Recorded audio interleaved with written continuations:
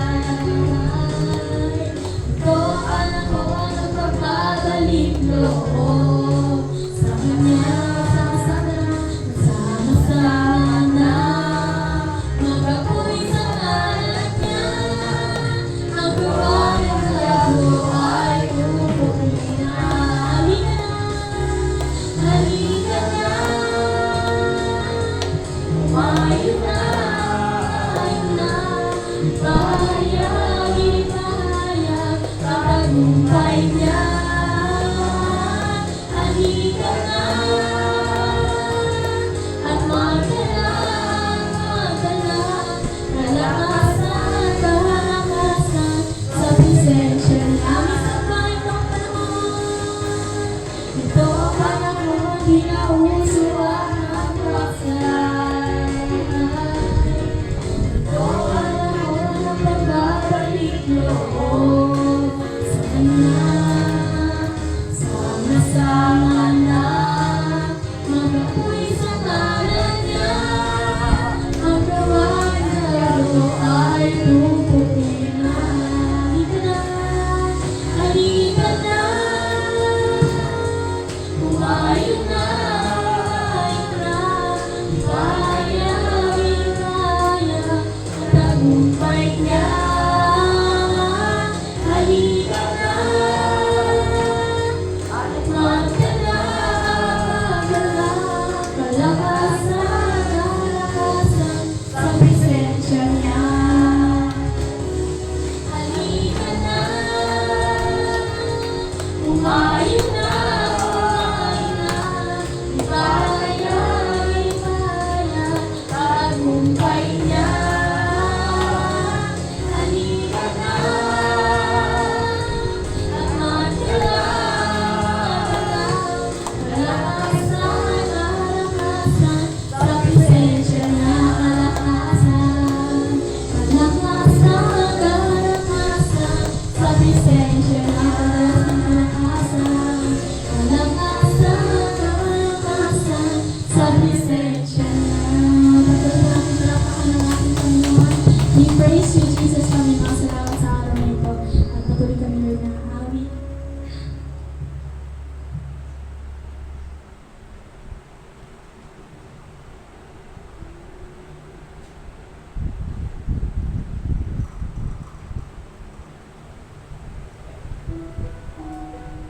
Yan, sa ating pagpatuloy natin gamitin ang presensya ng Panginoon. Hayaan natin na magkaroon tayo ng connection sa ating Panginoon. Patuloy natin siyang kausapin sa pamamagitan ng pag-aaral.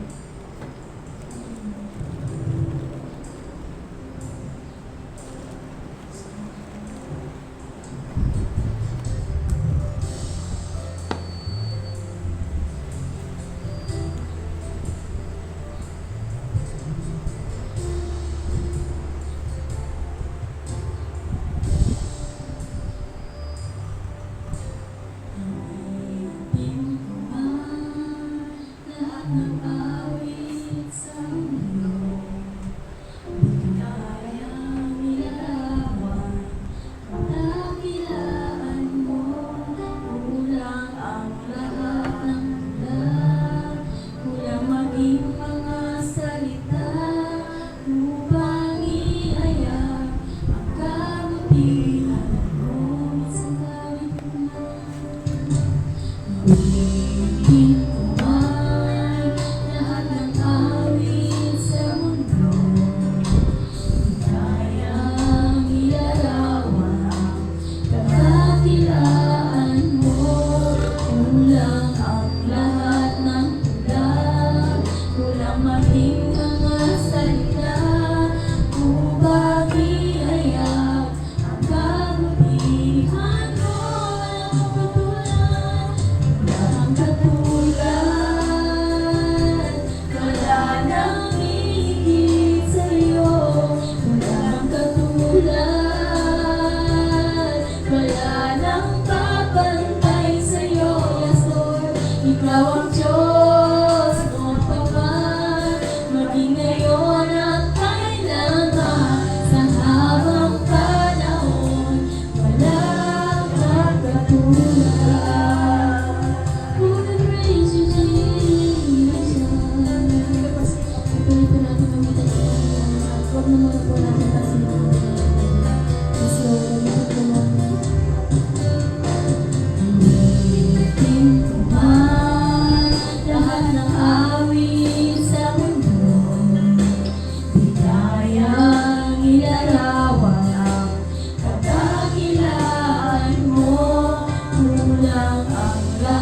ng tula, kulang maging mga salita, upang inayaan ang kabutihan mo. Walang katulad, wala nang higit sa'yo. Walang katulad, wala nang kapantay sa'yo. Ikaw ang Diyos, mundo man, maging ngayon at kailanman. Sa habang panahon, wala kang katulad. Walang katulad, wala nang higit sa'yo. Walang katulad, wala nang kapantay sa'yo. Ikaw ang Diyos, mundo man, maging ngayon at kailanman. Sa habang panahon, wala kang katulad. Walang katulad, wala nang higit sa'yo. Walang katulad, wala nang papantay sa'yo. Ikaw ang Diyos, mundo man, maging ngayon at kailanman. Sa habang panahon, wala kang katulad. Sa habang panahon, wala kang katulad. Sa habang panahon, wala kang katulad. Patuloy natin palakpakan ng ating Panginoon. We praise you, Jesus, at araw na ito, Panginoon. Sa iyo namin ngayon ang lahat ng papuri, ang pagsamba at ang pasasalamat, Panginoon. Salamat, Panginoon, sa pagsama sa amin. Patuloy ka, Lord, na maging sentro ng aming pananampalataya, Panginoon. We praise you, Panginoon. Samahan mo kami sa araw na ito. Patuloy ka, Lord, na maranasan ang bawat isa, Panginoon. Ang bawat isa ang pag-ibig mo, Panginoon. Salamat, Panginoon, sa iyong mga pangako, Panginoon. Wala kang katulad, Panginoon, at wala nang kapalisis. Mga Jesus, Amen. Amen. Maaari na po tayo mawapo. Kayo na ako. Nakakawin pa kita? Wag na. Kayo na ako.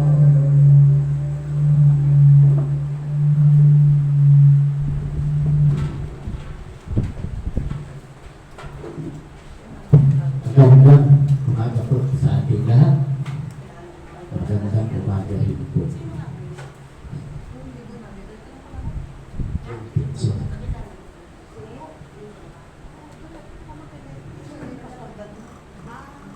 magandang umaga po sa ating lahat. Magandang umaga rin naman po. Amen. Kanina walang sumunod at walang sumunod.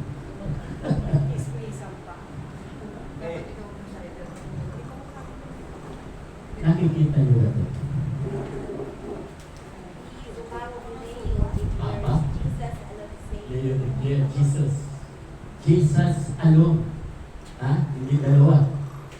To save the world. They reject title of Mary as good. Hindi yun. Diba? May nakita ka pa nga lang, wala na lang kasi ng mga santo-santo. Oh, diba? Diba, tinapo na. Oh, kita nyo, napapautismo na rin. Kaya diba, natututo na sila sa tagal ng panahon. Year 2025 na ngayon, ngayon lang sila natututo. Kaya tayo, si Jesus lang ang ating takasa. Si Jesus ang daan, ang katotohanan at ang buhay. Walang makapupunta sa Ama kung hindi sa pamamagitan niya. Okay, so magiging Kristiyano na sila pag pinatupad yan. No? Kasi sa Baguio, pumunta kayo ng Baguio. Si Mary Anaki, si Jesus nandun sa sulok ang liit. Bakit? Ano ang dahilan? Kasi hindi raw sila makakarikta kay Jesus. Hindi sila makakarikta kay Jesus kung hindi dadaan kay Mama Mary. Kasi tawag nila Mama Mary.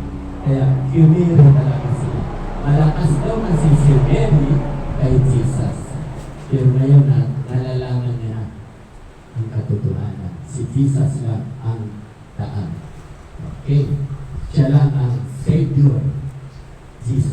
sunod po natin yung mayroon po akong, hindi pa ito ang mensahe natin. Mayroon akong naririnig na applicable din sa atin. Ayan. Ipakipli po kung pwedeng laki-lakihan pa. Yan. Tingnan nyo, thank God. Matagal ko na hinahanap na may mag-operate. Kasi nakaka-operate ako. Pasma sa kamay ko.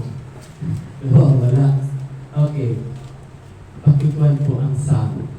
May sound po yan. Yan. Why? Because Satan spoke in the Bible. Ang dami yan. Thieves spoke in the Bible. Okay? Murderers spoke in the Bible. That can be the word of God. Secondly, the Bible is paper and ink. Tingnan niyo ang taong ito na kahit na ganyan na ang kanyang sinasabi ay marami pa rin naniniwala sa kanya. Marami pa rin mga tao ang lukong-luko sa mga ganitong klaseng mga preaching na kahit na wala ng katotohanan ng pinagsasabi at kumukontra na sa salita ng Diyos. Pero yung hindi the word of God ang Biblia, palibasay na isulat dyan si Satanas sa kanyang mga sinabi, ay ito na ang kanya naging basihan upang ang Biblia ay maging walang katotohanan na ito mismo ang salita ng Diyos. At paano nga naman daw ito magiging salita ng Diyos kung ito ay sinulat sa papel at ginamitan ng tinta? Ito yung mga pangangaral na walang kaalam-alam sa salita ng Diyos, walang kaalam-alam sa Biblia. Puro sariling kaunawaan lang ang ginagamit at hindi iniintindi ang salita. Okay. So, diba? Nakita natin kanina, nagsasalita. Talagang with feeling siya, with action. No? Pero ang Bible daw, sa diablo. Grabe. Diba sinasabi sa mga marali? Awit chapter 14 verse 1. Ang nagsasabing walang Diyos ay karumal-dumal sa mata ng Diyos. At ang kanilang mga ginagawa, karumal-dumal mga kasalanan. Okay, sa awit yun, 41. Okay, gusto kong ipakita, ano lang po muna sa post. Kasi tuloy-tuloy hindi tayo tapos.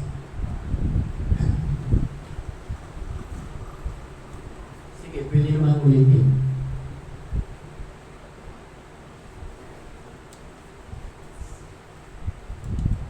Yeah. Pakiulit lang. Kita nyo ang tao. Ang nakikinig. Malaki yan. Pakiplay.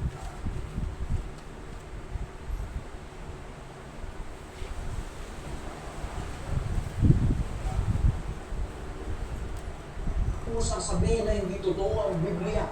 Paano ka makatitiyak ng kaligtasan mo kung wala ang Biblia? Dahil pinasulat ng Diyos sa mga tao. Anong gusto mo? Manok ang magsulat dyan? Unggoy ang magsulat dyan para sa ating mga tao? Malamang ang gagamitin ng Diyos para sa kanyang mga salita ay tao din. Kahit alam niyo po mga kapatid ko sa pananampalataya, hindi basihan na porkit malaki ang bahay-sambahan niya na ang totoo. Hindi porkit marami na ang miyembro ay sila na ang magiging totoo sa salita ng Diyos. Dahil kita niyo po yung taong yan, ang daming member, ang laki ng bahay-sambahan, ang ganda ng bahay-sambahan, pero saan ka? Walang katotohanan. Yeah. Okay. So, kahit anong dami ng tao, malaki ang church nila, napakaganda ng church nila, pero ang itinuturo naman ay puro kalokohan na hindi raw sinulat na ang author kasi ng Bible, ang author ng Bible si God. No? Ang babasa yan sa 2 Timothy chapter 3 verse 16 and 17. No? Ang nagsulat ng Bible ay tinakasihan ng Diyos Espiritu. Inasihan. So, imagine, tingnan nyo na lang yung downline from Adam to Noah. 10 generation. Nakalista. Kayo, tatanungin ko kayo. Lolo, tatay nyo, kilala nyo, di ba? Lolo nyo, kilala nyo. Eh, yung tatay ng lolo nyo, kitasan pa man. Sino nakakakilala? Wala. Kaya ito, Bible, Word of God, salita ng Diyos. Imagine, hindi lang din. No? From Adam to Noah is 10 generation. From Noah to Abraham is another 10 generation. Between 29. From Abraham to Jesus is another 42 generation. So all in all, 62 generation na isulat. Wow! Yan po ay ang nagsulat niyan, tao, mga apostolis, mga propeta, tao ang nagsulat na kinakasihan ng banal na Espiritu. Ako ba natin? So, tingnan nyo ngayon. May nababalitaan ba kayo? Instead na sa loob sila ng sambahan, alam niyo na nasaan sila ngayon? Nasa kalsada. 3 araw ba? Nasa kalsada. Rally. Kahit anong dami nila, kasi na-interview ko si Mario, sabi niya, ilan na talaga ang Iglesia ni Cristo? 6 million. Ilan ang population sa Pilipinas? 110 million. 6 lang sila. No? Pero marami na yan. Kaya lang, katulad ng sinabi niya kanina, yung sinabi niya na ang ganda ng bahay sa bahay, ang daming membro na kikinig, hindi yung ligtas. At sinasabi sa banal na kasulatan, kapag hindi ka nananampalataya kay Jesus na siya ay totoong Diyos na nagkatawang tao, hindi ka maliligtas. Nasaan sila ngayon? Diba? Ano ang sinasabi nila? Tao lang yan si Kristo. Tao lang yan si Kristo.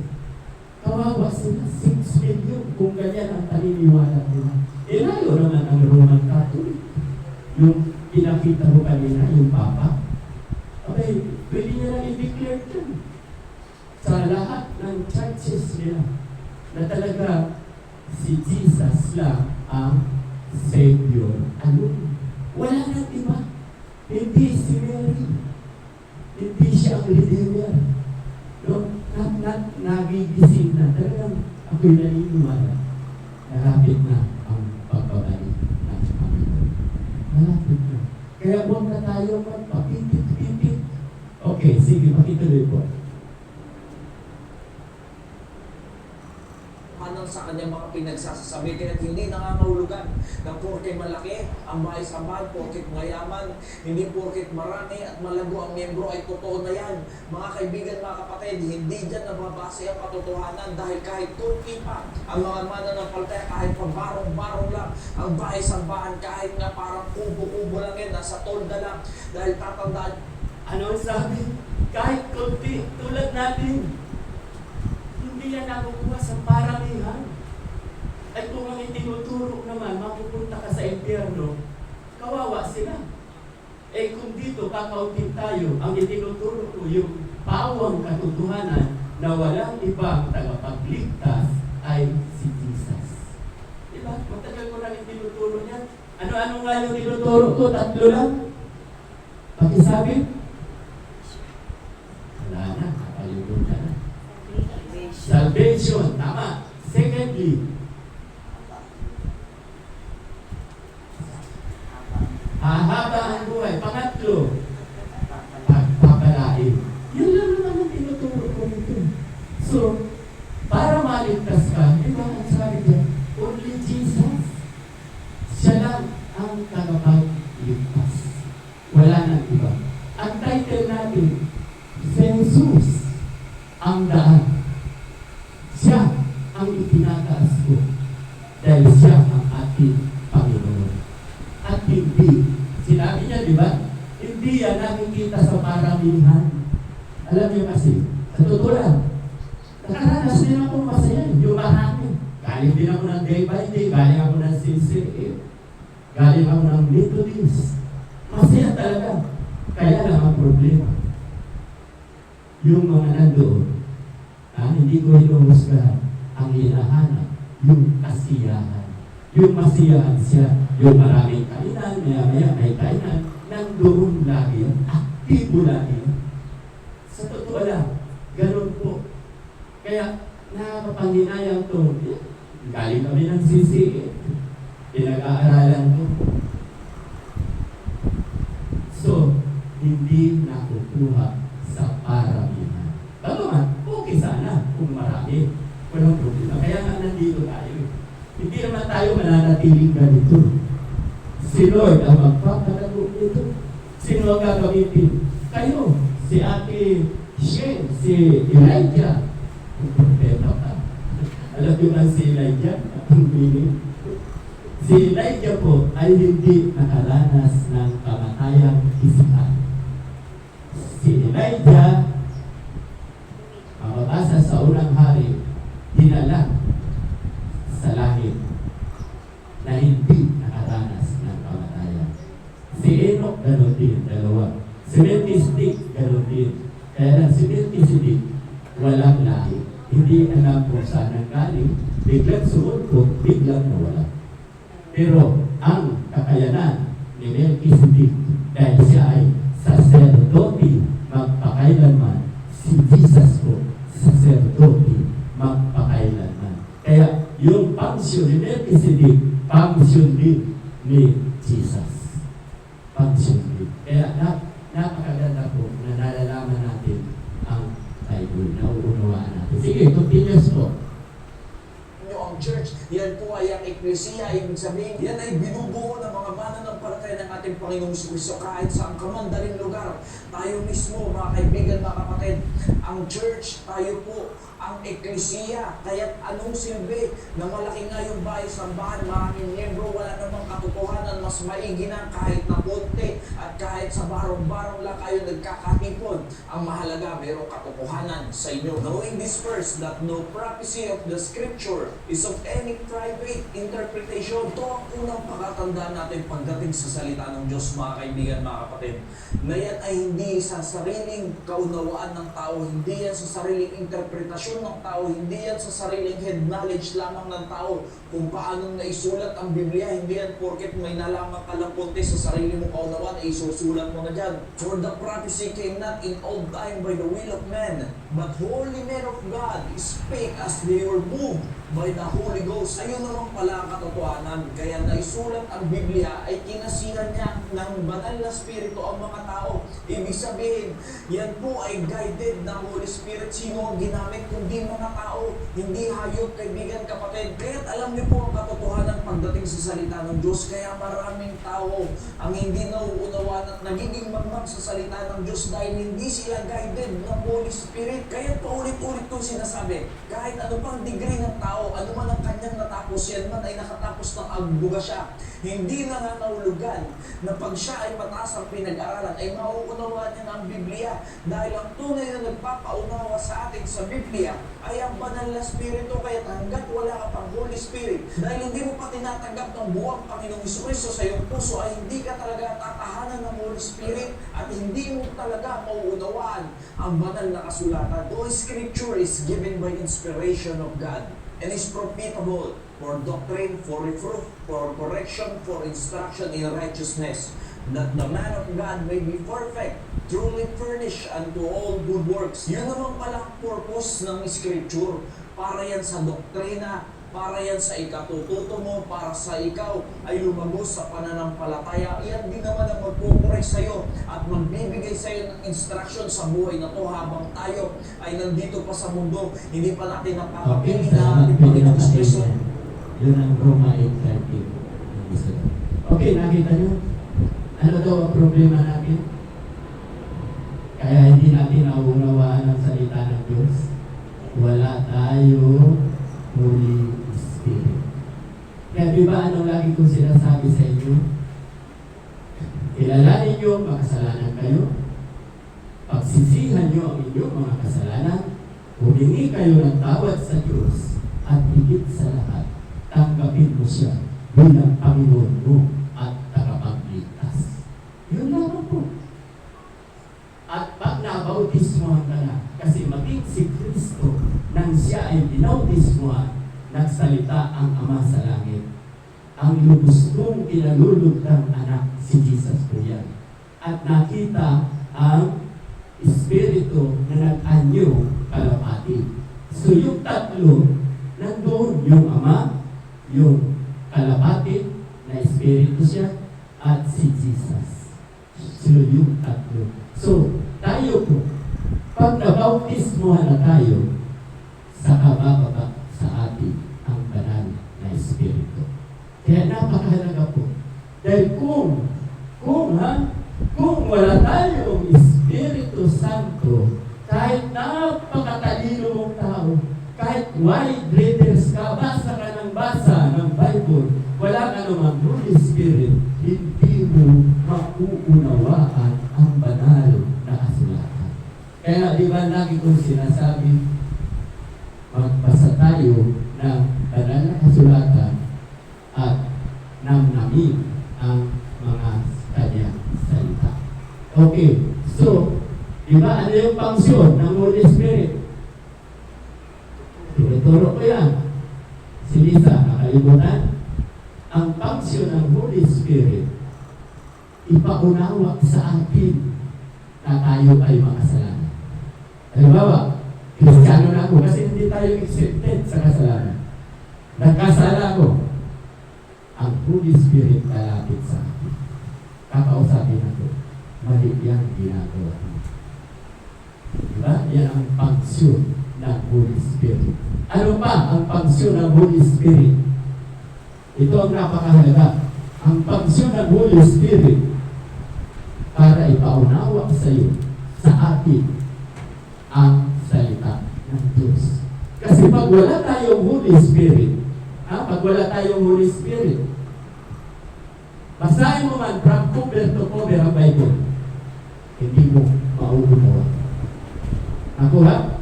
Kasi ang function ng Holy Spirit, ipaunawa sa iyo ang kanyang salita.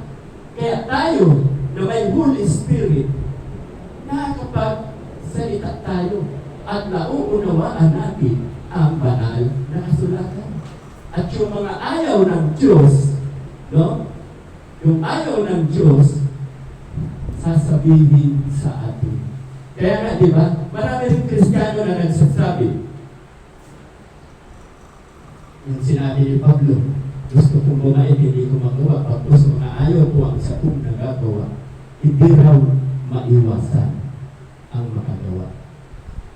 Pero, pag naunawaan ko kasi natin, mababasa sa Ephesians chapter 4, verse 30. Ano ang sinasabi doon? Kapag tayo ang nasusunod, napipighati ang banal na Espiritu. Sa akin nangyayari yan. At alam ko sa inyo, nangyayari yan. Di ba? Minsan hindi natin makontrol. Hindi natin maiwasan ng tukso. Kaya nga, o tukso, layuan mo ako. Hindi natin maiwasan. Kaya, pag tayo po ang nasusunod, ang laman, sarili natin, ang Espiritu Santo, napipighati. Ano bang ibig sabihin ng napipighati? Nalulungkot. Kasi ang gusto ng Holy Spirit, sundin natin siya. Sundin natin siya. Huwag nating sundin ang ating tita ng laman. Okay. So, hindi pa po yan ang topic natin. Papasok na tayo sa topic. Total, mayroon pa namang oras. Ang oras ay 10:05. Tama? Hindi ba mali ang aking relo? 10:05. Ang aking po topic, the untouchable. Ano bang ibig sabihin ng untouchable? Yung mga pelikula, ano napanood ko sa pelikula na sila ay untouchable?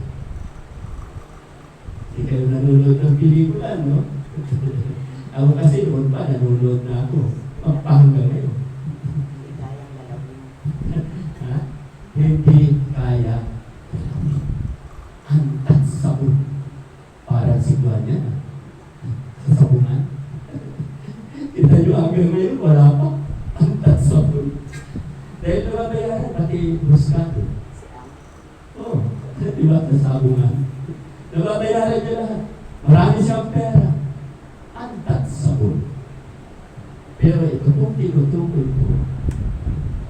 Tayong mga walang pera, tayong mga walang pera ay ano? Untouchable. Kumbaga, tayong mga walang pera, untouchable. Bakit tayo untouchable?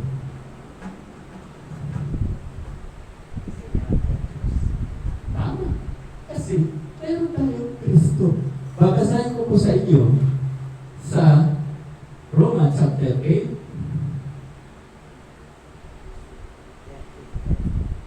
Ayan, nandiyan na, yan, ito. Sige, dito na lang. At siyaong mga itinalaga niya ay kanyang tinawag naman. At ang mga tinawag ay dinaring ganap naman niya. Ha? Sino ba yung tinawag? Tayo. Kaya tayo narin ito, tinawag tayo. At inaring ganap. No? At ang mga inaring ganap ay niluwalhati din naman niya. Tayo yun. Ano ang ating sasabihin sa mga bagay na ito?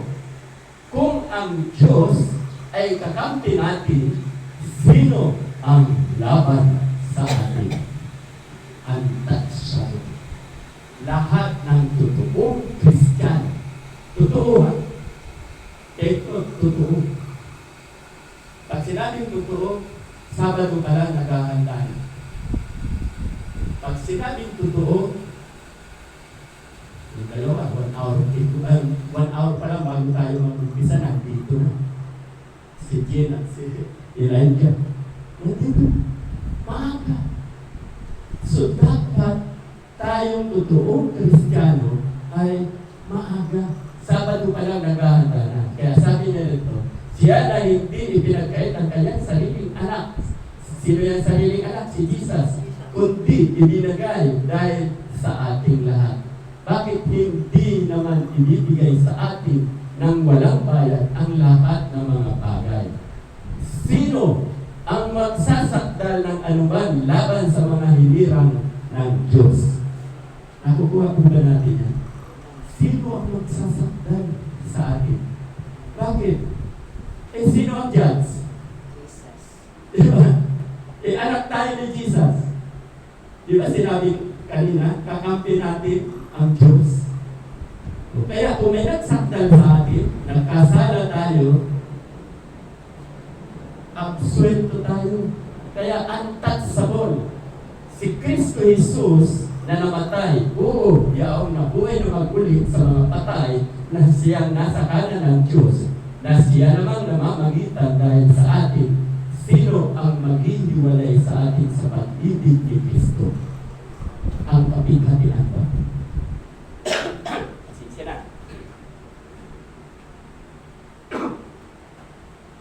Sino ang makapaghihiwalay sa atin? Kasi ayaw ko magsimba. Wala nga kami makain sis ko na simba pa. Hindi naman ako kikita dyan sa simbahan na yan. Ako pa ang madudubasan. Ako pa ang mapipilitan magbigay ng love offering. So, ano sabi? Nasaan na tayo? Ha?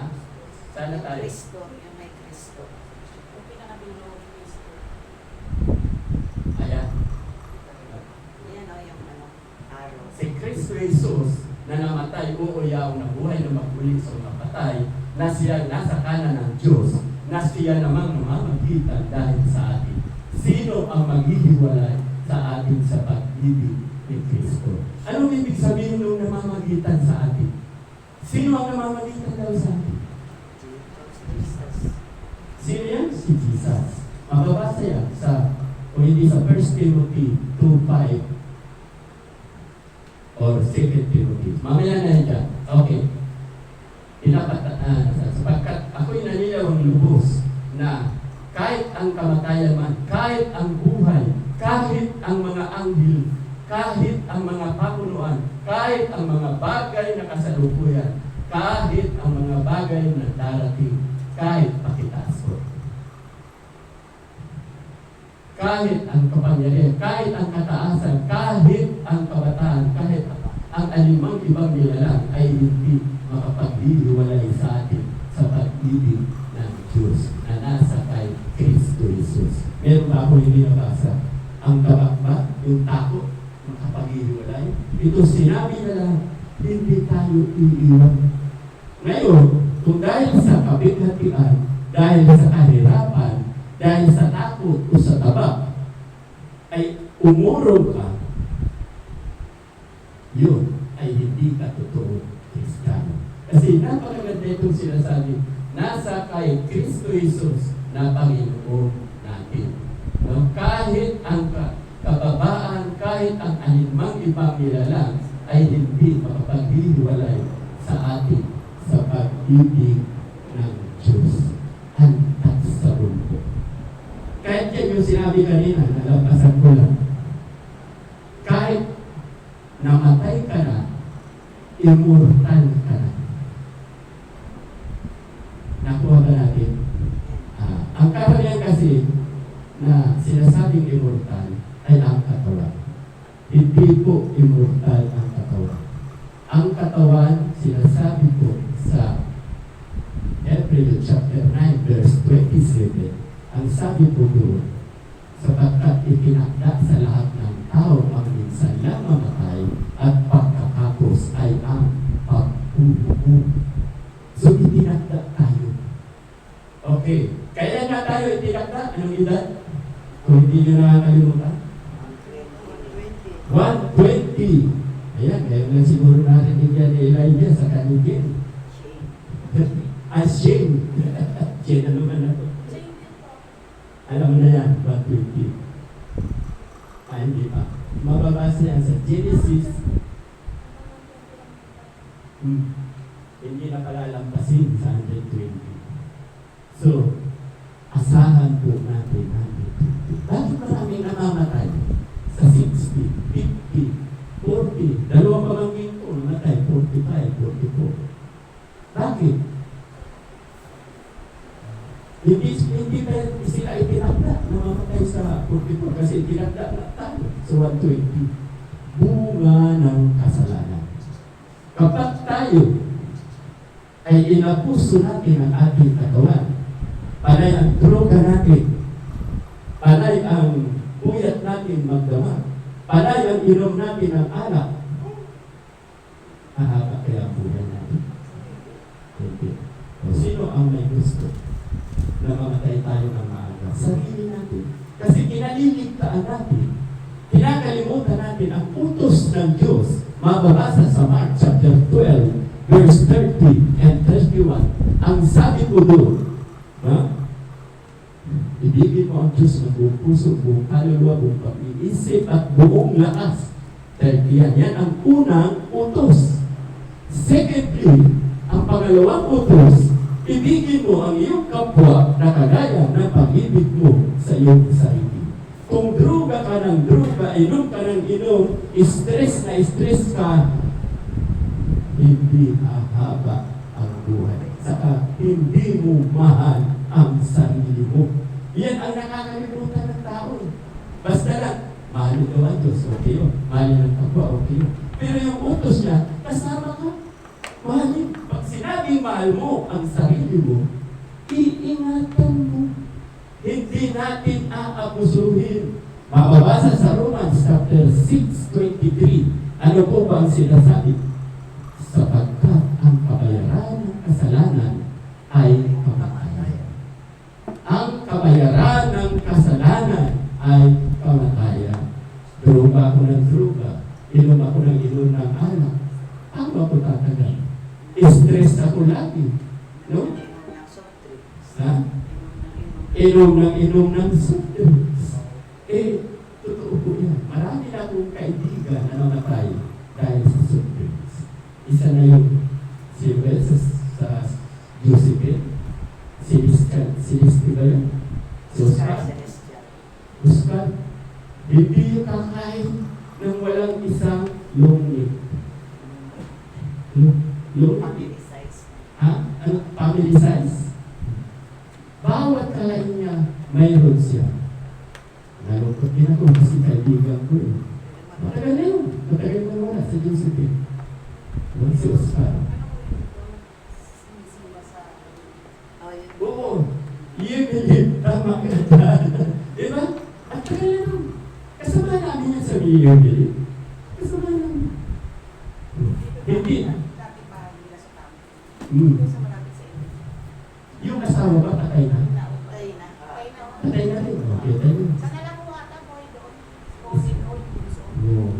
di ba? Kasi, hindi mo minahal ang sarili mo. Ang sarap magluto mo. No? Pag Thanksgiving, nakapunta ba kayo doon pag Thanksgiving? Ating may Thanksgiving, napapakain nyo. Ang sarap, may ham. Mayroong turkey. No? Anong tawag doon sa turkey? Stuffed turkey. No? Ang sarap magpakain. Habang kumakain yun, pinapawisan siya. Pinapawisan. So, hindi niya minahal ang kanyang sarili. Bagamat Kristiyano. Kristiyano yun. Sila ang mga datihan yan. Kami, magulang lang kami yan. 1985. No? 1985 tayo dyan. Kami, 76 hanggang 85 sa Panamita. Okay, nasa sermon po tayo. Kaya namamatay ng maaga ang tao dahil hindi minahal. Pero, ang tagsabol pa rin yun. Ang namatay lang sa kanya ay ang kanyang katawan. Yun na ang namatay. Pero yung totoong Kristiyano yun, yung kanyang kaluluwa ay hindi na ito muli mamamatay. Katulad ni Jesus. Mayroon pa po ba? Pwede makipakitaas.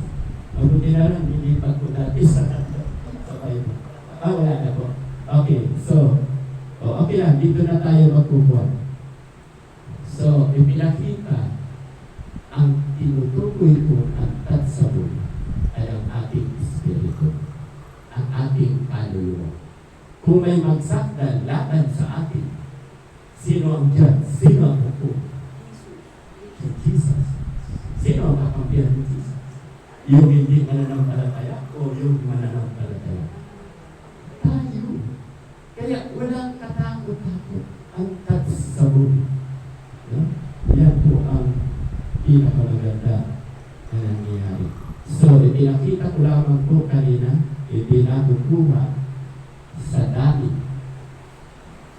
Hindi nakukuha sa dami ng iglesia, ng member. Dahil kung ang itinuturo naman ay mali, kawawa sila. Isa pa, di ba? Kingdom of Jesus Christ, ibulong. Ang dami mo, sabi niya, 6 to 7 million. Nasaan siya ngayon? Nasa kulungan. Kaya nagpupumili nung nanalo si Sarah para palayain si Kibulong. Kasi destabilization ko ginagawa. Lahat ng nagraraya. Kasi nangyari na. Isinyo. People's power. Alam niyo po ba people's power? Hindi yan kalooban ng Diyos. People's power. Tao ang may gusto. Magbibigay ko sa inyo ng isang halimbawa. Ang hari po, sabi ng God, ang hari, sabi ng Diyos, magmumula sa lahi ni Judah.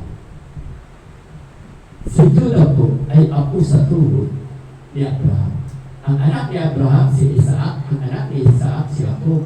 Ang anak ni Jacob ay 12, pero si Judah ang nakalayan. Hindi kasali yung 11. Mababasa yan sa Matthew chapter 1, verse 1 to 17. Ang nakalayan si Judah. Bakit si Judah ang nilagay? Kasi ang gusto ng Diyos, ang magiging hari ay lahi ni Judah. Pero ito ang pagkakamali ng mga tao. People power. People's power. Sabi nila, Samuel, propeta Samuel, naiingit na kami sa kapaligiran. Marami ng hari. Tayo na lang na Israelita ang wala. Kaya sabi ng mga tao, nagrally, Samuel, bigyan mo kami ng hari. Sabi naman ng Diyos, o sige, pag binigyan ko kayo ng hari, mga lalaki yung anak, magiging sundalo. Mga babae yung anak, magiging servidora. Eh, sabi ng mga tao, hindi, gusto talaga namin. So, wala sa linya si King Saul kasi si King Saul lahi ni Benjamin. Siya po, di ba sinabi ko, may 12 anak siya po. Una si Ruben, Simeon, pangalawa, pangatlo, Levi, pang-apat, Judah. Yan ang sinundan. Katapos si Dan, Nephtali, etc., si Joseph pang-11, at si Benjamin pang-12. So, si King Saul, hindi Judah. Lahi ni Benjamin. Anong nangyari? Kung babasahin niyo ang Bible, loser.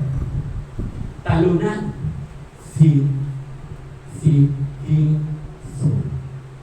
Natalo na, nasakop ang kanyang kaharian, pinatay siya, nagpakamatay siya, dalawa kasi nakalagay doon.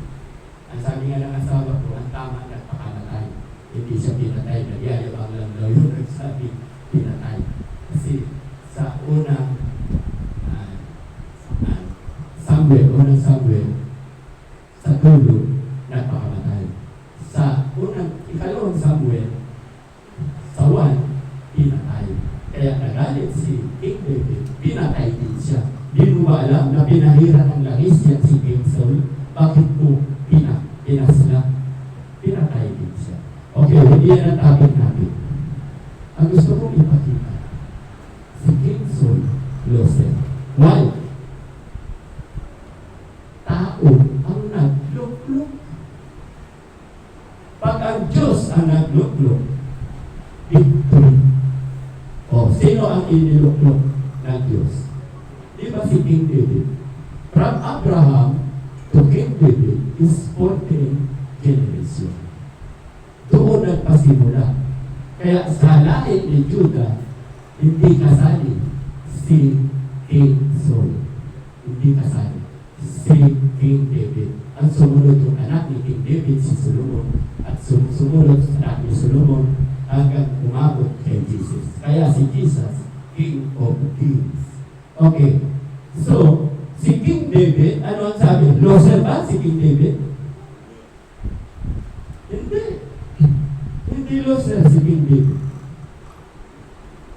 Si King David, napagtagumpayan niya na ang biganti na si Goliath ay kanyang napatay. Pinatay ni King David. Bakit? Ano ang sabi niya?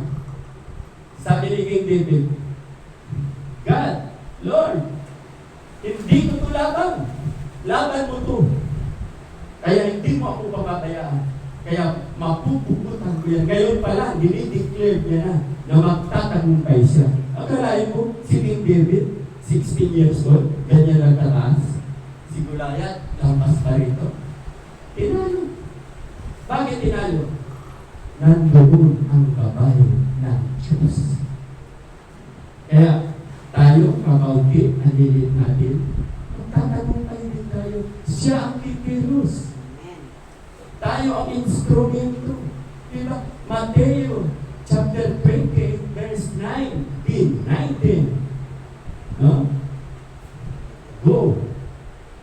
Therefore, go and make disciples of all nations and baptize them in the name of the Father, the Son, and the Holy Ghost. Diba? Yan ang utos sa atin. Kaya magdala po tayo dito na magdala. No? Huwag tayong maghinawa. Magtatagumpay po tayo. Kaya, tingnan nyo nung una. Si Senior, napataksil. Ano, napatak? Anong tawag doon? Napatansik. Si Senior, napatansik ng people's power. Ano ang nangyari? Lalong nalugmok ang Pilipinas. Kaya yung yellow, kasi si Cory, yellow, nabisto ang katotohanan na sinira nila, ibininta ang mga gamit ng Pilipinas. No? Kasama na yung mga sapatos kay Delta. Ang dami sapatos ko. Parang sapatos na asawa ko. At saka ako. Marami rin akong sapatos. Okay. So, anong nangyari? Nalugmok tayo. Nalugmok. Talunan. category, yung dilawan, hindi mananalo si BBM. Hindi mananalo. Kaya nanalo si BBM. Unang-una, naglagay team, BBM, sigat. Diba? Kaya nga sabi sa Romans chapter 13, verse 1 to 9, ang sabi, ang mga pamunuan ay itinatag ng Diyos at lahat ng susuway sa itinatag ng Diyos, magagalit ang Diyos. Kaya dapat daw tayo nagpapasako sa pamunuan. Simula sa Pangulo hanggang sa pinakamababa, magpasako po tayo. So, uulitin na naman. Kasi, ito na, 3 araw daw, baka hindi na abutin ng katapusan. Talsik na si BBM. Sino ang nagluklok pag napatalsik si BBM? Tao na naman. Sino ang papalit? Lalong masisira tayo kasi hindi pa niya panahon. Ang panahon niya, 2028. Sabi ko meron pa. Siya na ang kasunod na Pangulo sa 2028. Hindi makapagitan kasi si Piculoy na iinita na sa kulungan. Diba? Kaya nagkagulo yan dahil kay Piculoy. Si Piculoy nasa plaza na sila noon. Kasama si Robin Padilla, si Sara, at iba pa, marami pa. Ipinaglalaban nila na ayaw makulong. Naisan sila. Ibibigay. Nakakulong. Kaya, ang aking sinasabi rito, magpasakot tayo sa Diyos, hindi sa tao. Kaya lang ako, meron din akong palitay sa tingin ko, makakatapos si BBM. Diba? Yan ang sa tingin ko. Kasi, pag hindi nakatapos, lalo tayong malulugmok sa dusa. Tama, di ba? At hindi lang yan. Hindi lang yan. Sa susunod, lalaban din yung mga kalaban ni Sara, patatalsikin din siya. O, 3 taon din lang siya. Di wala na tayo. Hanggang ganyan na lang, patalsik ng patalsik. Bakit? Ang ganda kasi ng fake news na yun. Puro fake news. Siko? Hindi ako maniwala. Ibigay niya ang 100 billion di Pangulo. Sikat na sikat ngayon yan. Kasi tugma sa hali. Tugma. People's power. Hindi po yan magtagumpay man, tayo ang babagsak. Bansang Philippines, magbihirap po tayo. Hindi ako namumulitis. Ang sa akin, ano ba ang sabi? Sa Exodus chapter 12, chapter 20, verse 12. Honor your father, honor your mother. Ephesians chapter 6, verse 2. Honor your father. Igalang, honorable, igalang. Ang father natin, ang ama ng bansa, sino? Si Sara. Si BBM. Igalang natin, utos ng Diyos. Ang sino mang sumuway sa pamahalaan, galit ang Diyos. Kaya dapat parusahan ng pamahalaan. At kung wala kang ginagawang masama, ang sabi sa Romans, huwag kang matakot. Ang dapat matakot, yung mga gumagawa ng masama. Yan ang dapat. Okay, kung totoo man, ang 100 billion si BBM, kung totoo man, ang Diyos ang magpaparusa. Pagtapos ng term, BBM, pag hindi siya makatalsik, ikukulong siya kung talagang nagnakaw siya. Papapatunayan niya na ikukulong siya. Katulad ni Dico.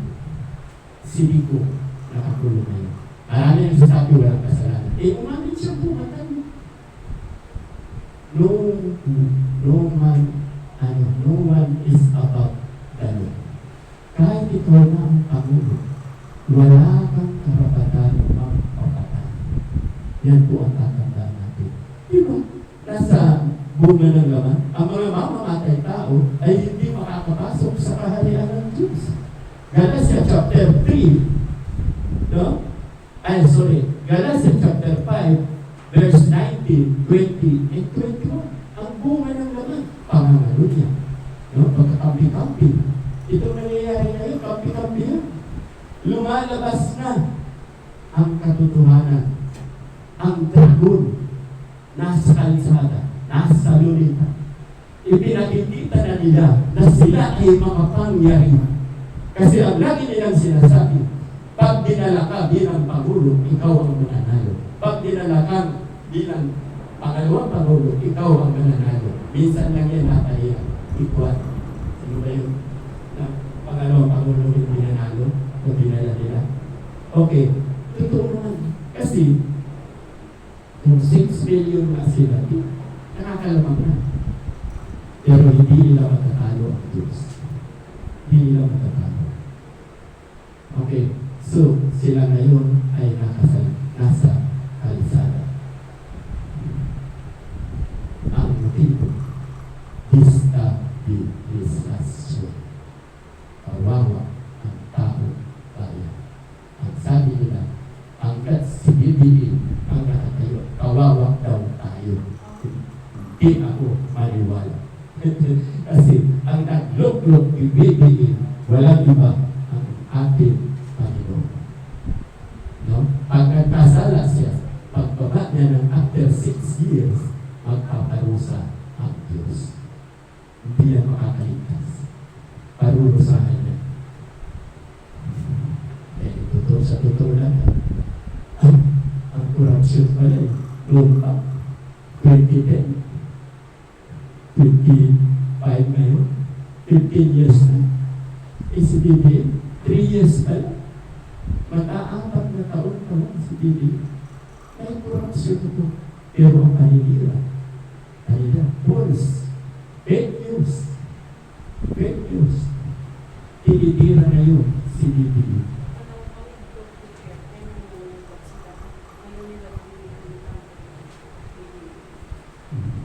So, siya ngayon ang pinakawawa.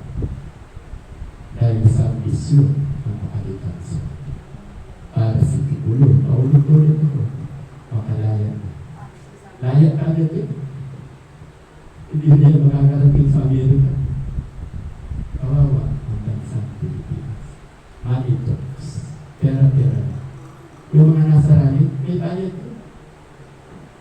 Maliban sa increase. Hindi yan ang pabayas. Ayaw natin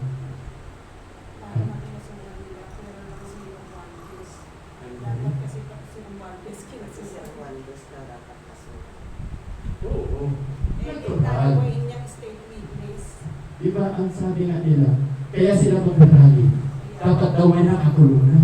Eh, hindi yan mangyayari. Mayroon tayong justisya, si Pidap, sina pulis, diba? After 10 years, bago nahusgahan. Si Enrique, after 10 years, nahusgahan dahil hindi walang kasalanan. Diba? So, hindi ganun kadali kasi may justisya, pero is coming nung bago mag-December, mayroong 40 makukulong. Yung mga umamin. O yung umamin yun eh, wala na sila magagawa. Makukulong sila.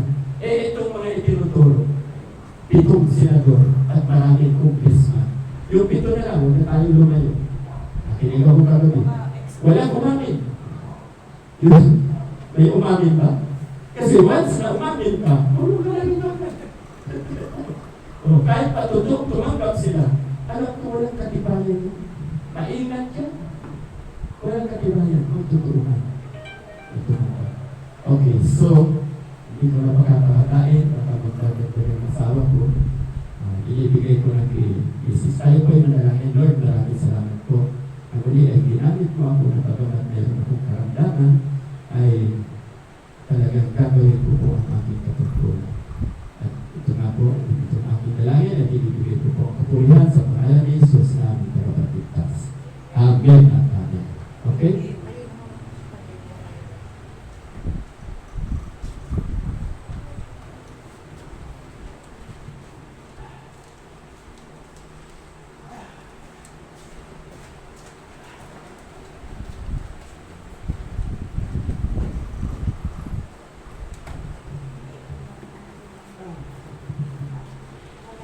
Salamat, Pastor, sa biyayang mensahe na narinig namin ngayon sa Diyos.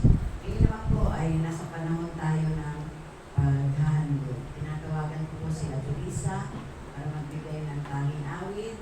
Tinatawagan ko rin si Ate Maylin para lipunin ang paghandog.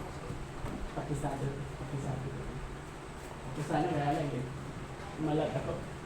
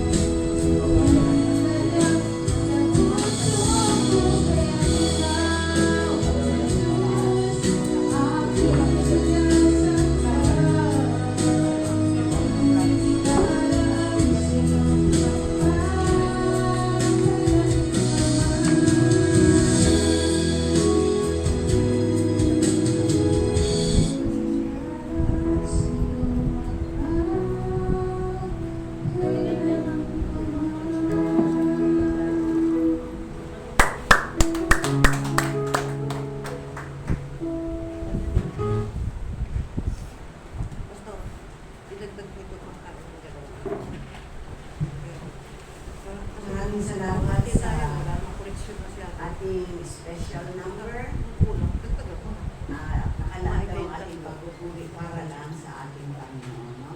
Ano ba ang topic natin ngayong umaga? Untouchable. Ang topic natin? Untouchable daw. Untouchable. Untouchable. Ha? So, untouchable. Sino yung mga untouchable? Mga anak ng Diyos. Paano tayo magiging untouchable? Pag may Holy Spirit.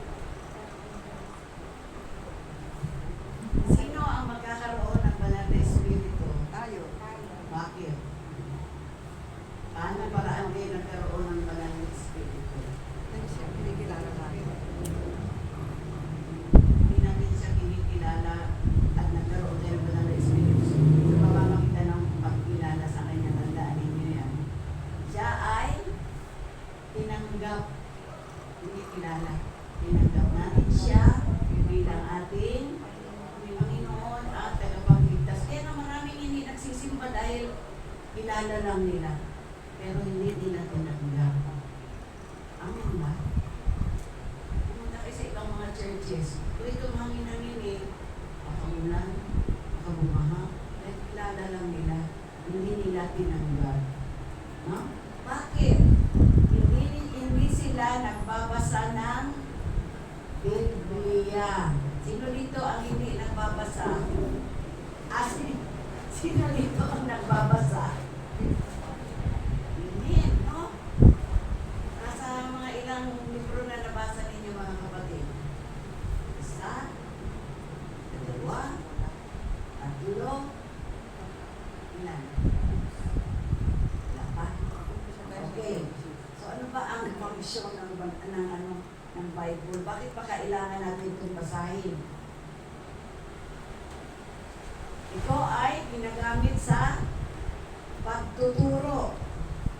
Bukas niyo yung mga puso para alam niyo ang kahalagahan ng Biblia. Kasi sabi nung pinakita ni Pastor kanina na picture, ang Bible daw ay hindi sa Diyos. Yun daw ay sa Diablo. Diablo. Dahil nakita doon, may nakasulat na Satanas.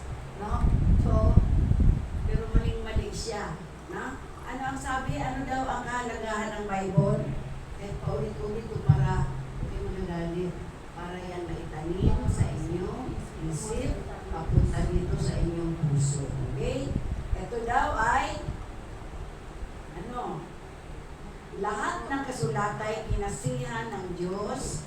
Saan natin magagamit? Sa pagtuturo ng katotohanan. Sino ang katotohanan? Sino? Jesus. Sino ang sumasagot? Sino ang katotohanan? Jesus. Jesus. Sa pagpapabulaan sa maling aral. So yung aral na yun, mali yun. Na ang banal na kasulatan daw ay sa Diablo. Hindi daw yun sa Diyos. Hindi daw salita ng Diyos yun. No? Pero ano ba ang sabi? Ano ang kahalagahan ng banal na kasulatan? Sa pagtutuwid sa ligong gawain. So ito pala ang nagpapahayag ng tamang dapat natin gawin. Ano ba ang tama dapat natin gawin pag linggo? Magsimba. Dahil ito ang iglesia. Ito ang kalipunan ng mga mananampalataya. Ang iglesia, ibig sabihin, kalipunan, body of Christ. Hindi yung church. Kaya ito, hindi ito nakikita ng Diyos na pangit na ito ay garahe lang. Hindi rin nakikita ng Diyos yung mga magagarang mga simbahan kung wala namang laman. At tinitignan niya kung sino yung mga nandito. Sa tulad dito nga ay body of Christ. Ito yung araw na itinakda ng Panginoon upang sama-sama tayong magsamba, magpuri, magpasalamat. No? So ano pa ang function ng Bible? Sa pag-akay sa matuwid na pamumuhay. So kung sa tingin ninyo, mali ang inyong pamumuhay, read your Bible. Read your Bible, pray every day. Sino dito may Bible?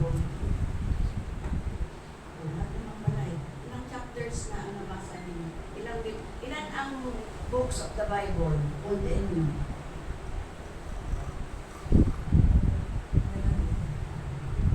Dali. Hindi. 66. 70 daw. No. So, dapat talaga, lagi tayo nagbabasa ng Biblia. Ha? Ito ang magtuturin sa atin, mag-aakay sa atin sa tamang landas. Ito ang mag-represent ng katotohanan sa ating buhay. Kaya ilan na kayo? 1, 2, 3, 4. Hindi nagbabasa ng banal. Hindi nagbabasa ng Bible dahil hindi alam na ngayon ay linggo. Akala ngayon ay Sabado. Diba? So bakit namin ini-encourage kayo? Ang malapit na nang dumating ang Panginoon. Kung kailan, hindi na namin alam din. No? Walang nakakaalam. Bakit? He will come like a thief in the night. Tandaan ninyo, dadating siya na parang magnanakaw. Hindi siya magsasabi, oy, nanakawan ko kayo bukas at tigyan niya. Doon ako sa inyo magnanakaw. Hindi ganyan. Dadating siya parang walang abiso. Kaya, kung ang dadagitin ng Panginoon ay itong church na ito, ayun, tayo lang ang dadagitin. Ano yung iba? Kailangan ano ang role ninyo ngayon? Go ye therefore and preach the gospel to all nations and baptize them. Sino rito ang hindi pa bautisado? Sino rito ang hindi pa bautisado? Ang sabi, papayba ang banal na Espiritu the moment that you are baptized. So, hindi ko na kayo pinipili. Tinatanong ko lang naman. Okay? So, yan ang katotohanan. Sapagkat kapag hindi namin sinabi ang katotohanan, matutulad lang kami doon sa negro na yun na hindi namin sinasabi ang katotohanan. Kaya, ilan na yung books ng Bible? 66. Ilan yung old? Ilan yung new? Assignment nyo yan para sa Miyerkules. No? Hindi ko na pipilitin yung mga utak ninyo. Attend kayo. Para sa ating announcement, ang ating Christmas party ay sa December 7. Meron po tayong napagkasunduan na exchange gift sa halagang 200 po, 200, 200, no? Hindi lalang, pwedeng tumaas, pwedeng bumaba. Na? So, ang kailangan daw, ayon sa napagkasunduan, yung pwedeng gamitin ng babae o ng lalaki. Na? Yung sex. So, ang oras po ng ating Christmas party ay alas 4. Meron akong nakatalagang magtakal-takal, isang ka na, Ate Mary. Salamat sa Diyos at pinagaling ka na ba? Pinagaling ka na ng Panginoon. Wala ka na doon sa ating mga prayer request. Na magaling ka na. So, Diyos naman nagpapagaling. Kaya dapat tayo magpasalamat. Okay tayo manalangin mga kapatid. Salamat natin ang Pati basbas. Pati basbas. Ikaw na. panalangin natin ang ating mga Lord. Ay, wait tayo. Para ma-exercise. Dahilan Diyos, pinupuri ka namin, sinasamba ka namin, niluluwalhati ka namin, Panginoon. O Diyos, maraming salamat sa isang maaliwalas na panahon na pinagkaloob mo sa amin. Salamat sa oras na binanal mo, Panginoon, upang kami ay makapag-aral ng iyong salita. Salamat, O Diyos, na sa loob ng isang oras, O Diyos, ay sinamahan mo kami upang kami ay mag-aral ng iyong mga salita. Salamat sa katotohanan, Panginoon, na kailangan namin magbasa ng Bible, Panginoon, sapagkat ito ang guide ng aming buhay. O Diyos, maraming salamat dahil ikaw ay faithful mula noon hanggang ngayon, Panginoon, hanggang sa darating pang panahon. Turuan mo kami na maging faithful, Panginoon, sa iyo, hindi lamang sa aming sarili, lalo tigit sa iyo, Diyos. Nawa, Panginoon, sa panahon ito, dalangin namin ang aming bansa. At ilang Diyos, ikaw po ang nakatunghay sa kaganapan ng aming bansa. Hindi ko po alam kung sino ang tama, kung sino ang mali. Ang lahat ng bagay, O Diyos, nasa iyong mga kamay. Ikaw ang tunay na judge, Panginoon. You will judge everybody, even us, O Lord. Kaya nga po sa oras na ito, patuloy namin pinubusog ang aming espiritu at kaluluwa, O Panginoon. Nang sa ganoon, sa iyong muling pagbabalik, madatnan mo kaming patuloy na nagtatapat sa iyo. Dalangin din namin, O Diyos, ang lahat ng pinagaling mo na, lalo na si Ate Maylene. Salamat, O Diyos, sa kagalingan na ipinagdalo mo sa kanya. Salamat din sa dalawang kabataan, si Shane at saka si Elijah, Panginoon, na patuloy na nagpupunit ng kanilang buhay, Panginoon, para sa iyong gawain sa maliit na iglesia nito. Salamat, Panginoon, sa lugar na ito na aming pinagdadausan ng pananambahan. Salamat, O Diyos, dahil ikaw ay Diyos na makatarungan. Patuloy ko po dinadalangin, Panginoon, ang mga kapatid namin na wala dito, may mga karamdaman, hindi ko alam kung ano mga kadahilanan. Subalit ito po patuloy na magpaalaala sa kanila, O Diyos, sa kahalagahan ng pagtitipong banal. At sa umagang ito, patuloy namin tinataas ang aming mga handog, O Diyos. Salamat sa mga kamay na nagsipaganto. Paspasan mo po ito, O Diyos, at magamit namin sa lahat ng aming mga church activities, sa lahat ng gawain ng iglesia, sa pagpapalago ng iyong iglesia dito sa Kawi. Nagilang Diyos, dalangin din namin, O Diyos, ang mga nalalapit namin mga gawain. Paspasan mo po ito, Panginoon, at maging matagumpay na mga gawain ito. Dalangin din namin ang aming nalalapit na Christmas party. Panginoon, tulungan niyo po kami na magkaroon kami ng pag-exchange gift. Ganon din po, Panginoon, dalangin din namin ang plano ng iglesia na magkaroon, Panginoon, ng isang pananambahan na matatawag nating simbahan talaga. Panginoon, ang sabi mo, silver and gold are mine. Tama po, O Diyos. Kaya patuloy namin dinadalangin, Panginoon, biyayaan mo kami ng isang lugar, ng isang building, Panginoon, kung saan namin idadaos ang isang pananambahan upang ang lahat, Panginoon, na makakita ito ay dadalo, Panginoon, at patuloy silang mabahanginan ng iyong salita.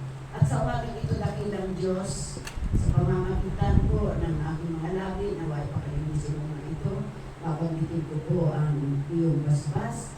The Lord bless you and keep you. The Lord make His face to shine upon you and give you peace.